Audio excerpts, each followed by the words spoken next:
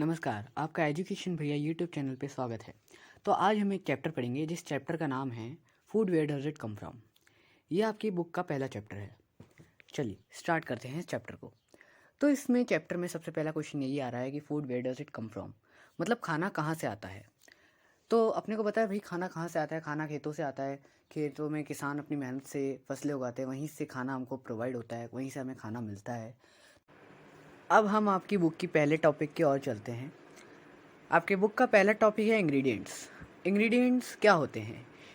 The food that is use in cooking, it's called ingredients और food item.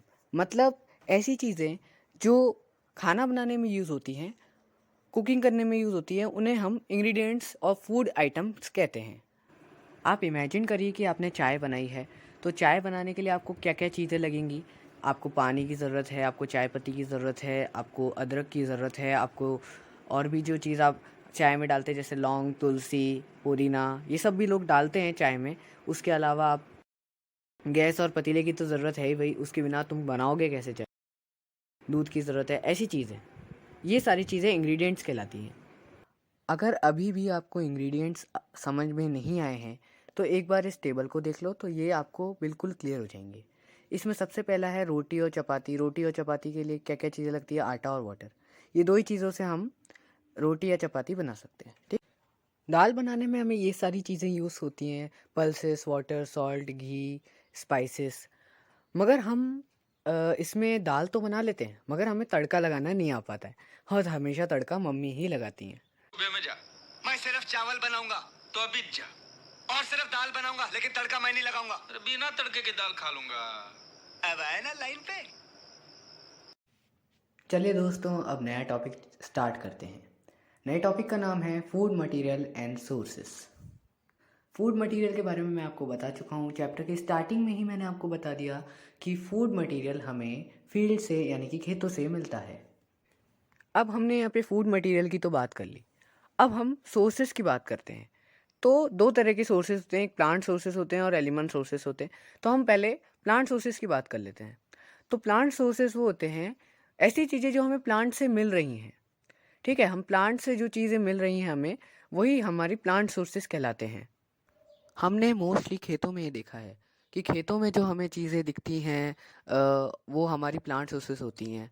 ठीक है, हम सब्जी मंडी में जाते हैं, वहाँ पर हमें जो चीज़ें मिलती हैं वो भी हमको प्लांट सोर्सेस ही मिलती हैं, क्योंकि जो जो चीज़ें हमें मिल रही हैं मार्केट से, हम वो जो घर ला रहे हैं वो हमें प्लांट से ही मिली है, तो ये सारी प्लांट सोर्सेस ही कहलाते हैं।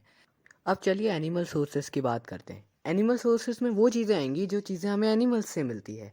एनिमल्स से हमें एग्स मिलते हैं, मिल्क मिलती है, काफ़ी चीज़ें हैं जो हमें एनिमल्स से मिलती हैं, जो हमें हम डेली खाते भी हैं। जैसे अपन दूध डेली पीते हैं तो वो हमें एनिमल से ही तो मिलता है। अब इधर आपको एक डेफिनेशन शो हो रही है। Plants are the sources food ingredients like grain, cereals, vegetables and fruits. Animal provide us milk, meat products and eggs. Cow, goat and buffaloes are some common animal which gives us milk, and milk product like butter, cream, cheese and curd are used all over the world.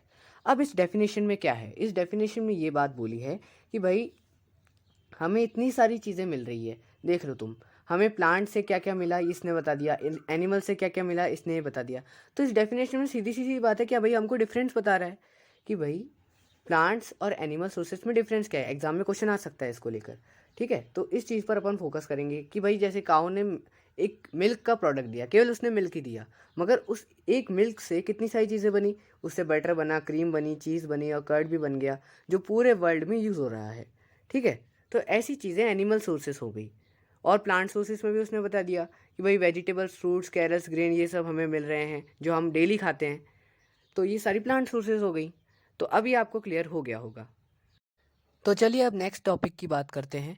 तो इस topic में मैं आपको कुछ plants की ऐसी चीज़ें बताऊंगा जो हम खा सकते हैं। ज़रूरी नहीं है कि केवल प्लांट ही ऐसी चीज़ हो जिसमें हम फ्रूट खा सकते हैं, उसके सीड्स खा सकते हैं, पर प्लांट्स की बहुत सारी चीज़ें हैं जो हम खा सकते हैं, जो चीज़ ईटेबल हैं। तो चलिए इस टॉपिक को लेकर बात करते हैं।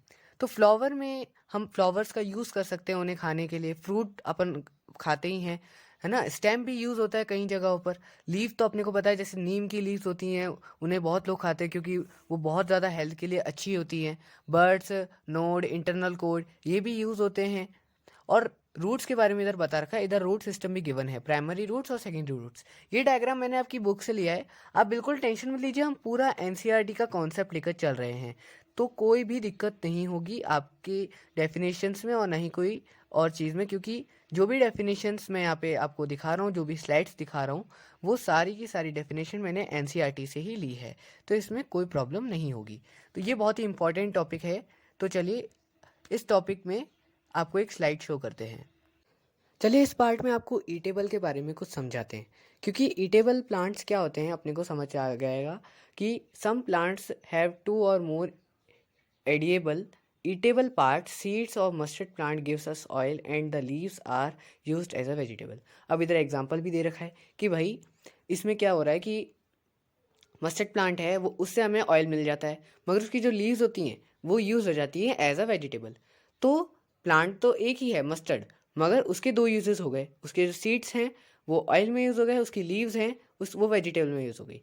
ये अभी मैंने आपको पूरी तरह समझा दिया है कि एक प्लांट की कई कई चीज़ें यूज़ हो सकती हैं एडिएबल में या फिर ईटेबल पार्ट्स में।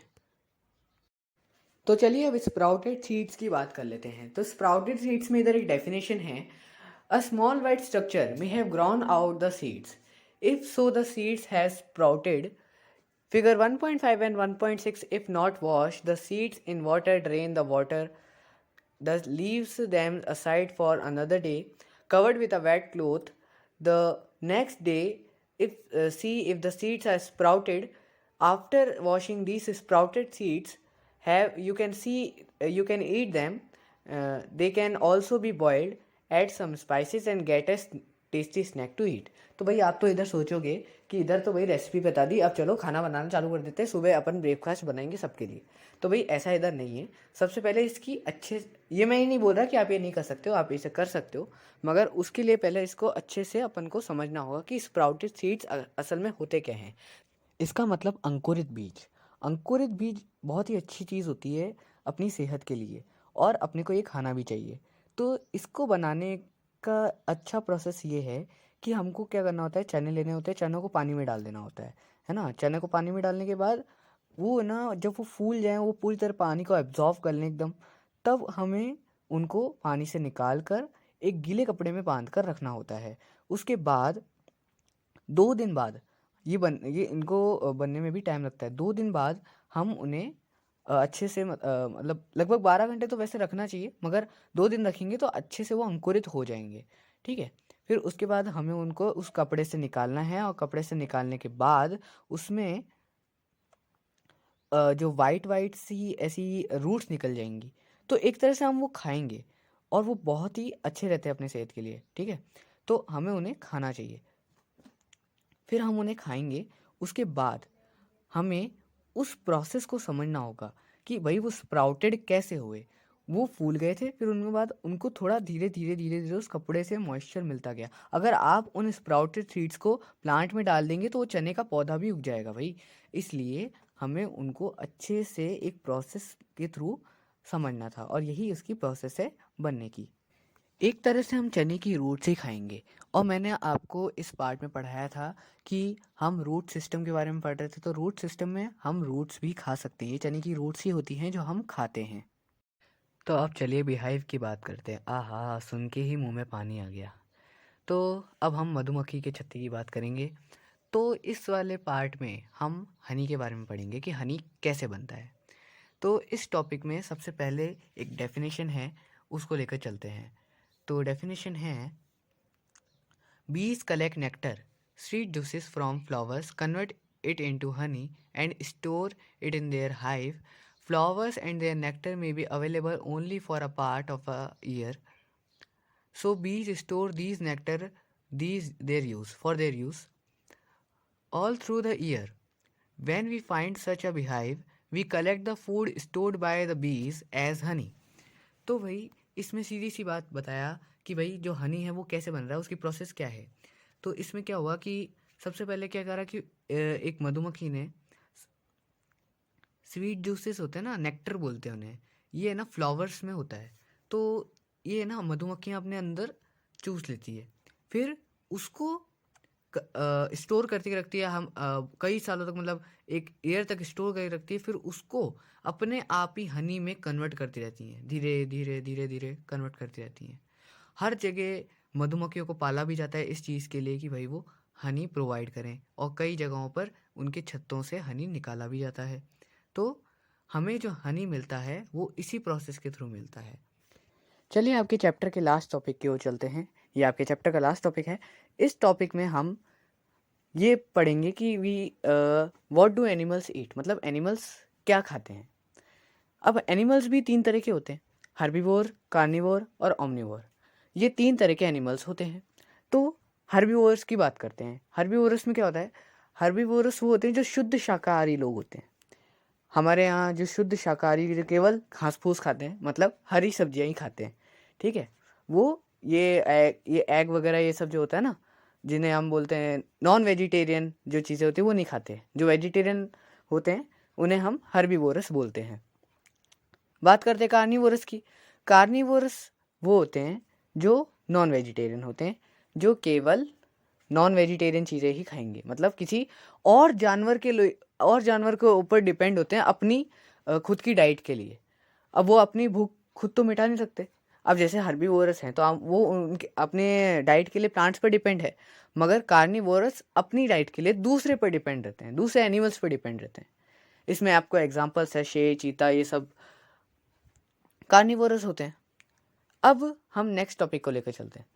नेक्स्ट टॉपिक है भाई ओमनिवोरस का, जो हम सब होते हैं, मोस्टली ह्यूमन होते हैं, क्योंकि ह्यूमन कार्निवोरस भी होते हैं और हर्बीवोरस भी होते हैं, मतलब वेजिटेरियन नॉन वेजिटेरियन दोनों ही होते हैं। तो ये ओमनिवोरस होते हैं।